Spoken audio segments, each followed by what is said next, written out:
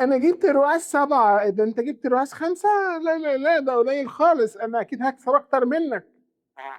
كل الكلام ده بلح يا جماعه. انا عايز اعرف مين اللي فاهم الناس ان الرؤاس او الار او اي اس او الريتيرن اون اد سبنت اللي هو العائد على الانفاق الاعلاني، مين اللي فهمكم ان ده حاجه مهمه نبص عليه؟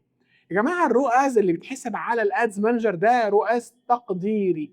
ليه تقديري؟ عشان حضرتك في مصر وفي العالم العربي اغلبه ما بنشتغلش بنظام الدفع اونلاين. يعني العميل لما بيخش يطلب من عندك على الويب سايت، دي ليد يا جماعه، دي ليد يعني ايه؟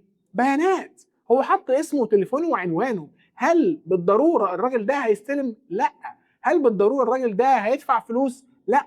امال دي مجرد ليد. فلما تيجي تقول لي انا عملت اعلان ب 1000 جنيه وجبت مبيعات ب 5000 جنيه، هنا على الابو ال 5000 جنيه، انا مالي ومال، مالي ومال بعت بكام؟ انا عايز سؤال مهم، انا قبضت في ايدي كام؟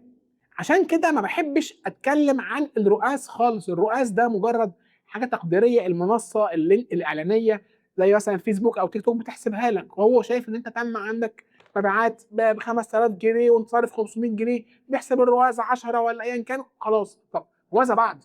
انا بعت ب 5000، هل فعلا العمله كلها تستلم؟ لا. انا يا جماعه في مره من المرات اشتغلت على احد المنتجات في احد الافيليتات، مش هقول اسمه، احنا سلمنا 20%. عارف يعني ايه 20%؟ يعني من كل 5 بيستلم واحد. يعني الرؤس لو كان 5 فانا هطلع خسران او مكيد. لو كان 5، متخيل يعني ايه رؤس 5؟ يعني كل جنيه اعلانات بيجيب 5 جنيه مبيعات وتطلع خسران. عشان هو ده السوق اللي انت شغال فيه. ف يعني مش مهم اطلاقا الرؤس، المهم هو الار او اي. يعني انا بالصدفه من كام يوم كنت قاعد في مكان شغال فيه، كان جنبي اتنين بيتكلموا مع بعض، صوتهم كان عالي فسامعهم، فما شاء الله عليهم، كنت عايز اقوم ابوس راسهم. بيتكلموا بالار او اي، ده عمل ار او اي كذا. هم كانوا ميديكال فيلد اصلا، مش ميديا باينج بس. يا جماعه العالم بيتكلم بالار او اي، البيزنس بيتكلم بالار او اي. احنا بس ميديا بايرز اللي اخترعنا الار او اي. انا عملت يا جماعه ينعل اول رؤاس خالص، ولا يفرق معاه بنجله. ممكن واحد يعمل رؤاس 5 ويخسر، واحد يعمل رؤاس 7 ويخسر، واحد يعمل رؤاس 3 ويكسب.